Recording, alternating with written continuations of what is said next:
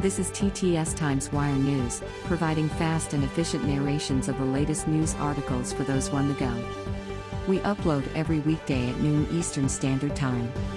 Be sure to like and subscribe.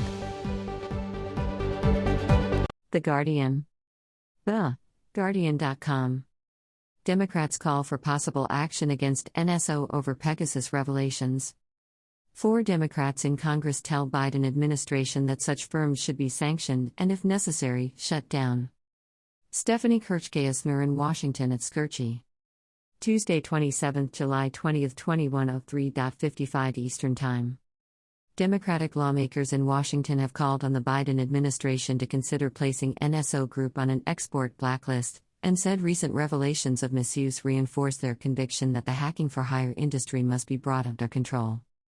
The statement by 4 members of Congress followed reports by the Pegasus Project, a collaboration of 17 media organizations including The Guardian, which investigated NSO, the Israeli company that sells its powerful surveillance software to government clients around the world.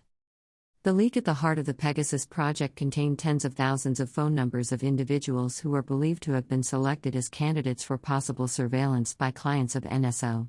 The numbers included those of heads of state such as the French President, Emmanuel Macron, government ministers, diplomats, activists, journalists, human rights defenders and lawyers. It includes some people whose phones showed infection or traces of NSO's Pegasus spyware, according to examinations of a sample of the devices by Amnesty International's Security Lab. What is in the Pegasus Project data? Private companies should not be selling sophisticated cyber intrusion tools on the open market, and the United States should work with its allies to regulate this trade, the lawmakers said. Companies that sell such incredibly sensitive tools to dictatorships are the actons of the cyber world. They should be sanctioned, and if necessary, shut down. They added that NSO had shown an arrogant disregard for concerns that elected officials, human rights activists, journalists, and cybersecurity experts have repeatedly raised. The statement represented a rare rebuke of an Israeli company by U.S. members of Congress, who suggested that NSO Group should join the ranks of blacklisted companies like Huawei and Hikvision of China. Any decision to add NSO to what is known as the Entities List, forcing it to comply with new export rules, would be made by the Biden administration's Commerce Department.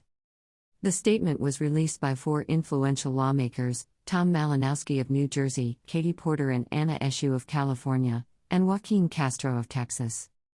They also singled out authoritarian governments like Saudi Arabia, Kazakhstan, and Rwanda, which are believed to have used NSO spyware and make no distinction between terrorism and peaceful dissent. Selling those governments spyware based on assurances of responsible use, the lawmakers added, was like selling guns to the mafia and believing they will only be used for target practice.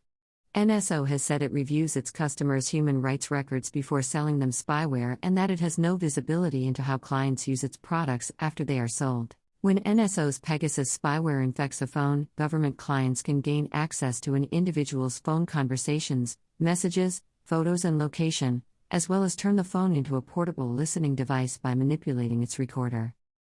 The leak contains a list of more than 50,000 phone numbers that, it is believed, have been identified as those of people of interest by clients of NSO since 2016.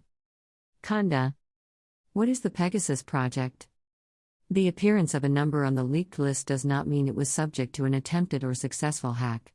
NSO said Macron was not a target of any of its customers, meaning the company denies there was any attempted or successful Pegasus infection of his phone. NSO has also said the data has no relevance to the company, and has rejected the reporting by the Pegasus Project as full of wrong assumptions and uncorroborated theories. It denied that the leaked data represented those targeted for surveillance by the Pegasus software. NSO has said the 50,000 number is exaggerated and said it was too large to represent individuals targeted by Pegasus. The company has also said that its government clients are contractually mandated to use Pegasus to target suspected criminals and terrorists, and has said it would investigate any allegations of abuse. The statement by the U.S. members of Congress nevertheless represents a potential looming threat to the company, including of possible congressional investigations or actions by the Biden administration.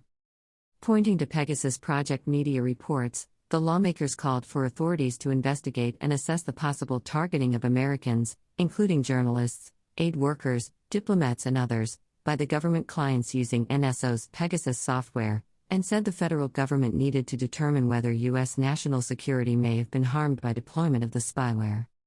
NSO has said its spyware cannot be used by foreign government clients to target U.S.-based phone numbers, which the company has said is technically impossible. NSO was not immediately available for comment. Copyright 2021 Guardian News and Media Limited or its affiliated companies. All rights reserved. Thanks for joining us at TTS Times Wire News. Be sure to like and subscribe to get fast and efficient narrations of the latest news articles for those on the go. We upload every weekday at noon Eastern Standard Time. See you next time on The Wire, and be sure to like and subscribe.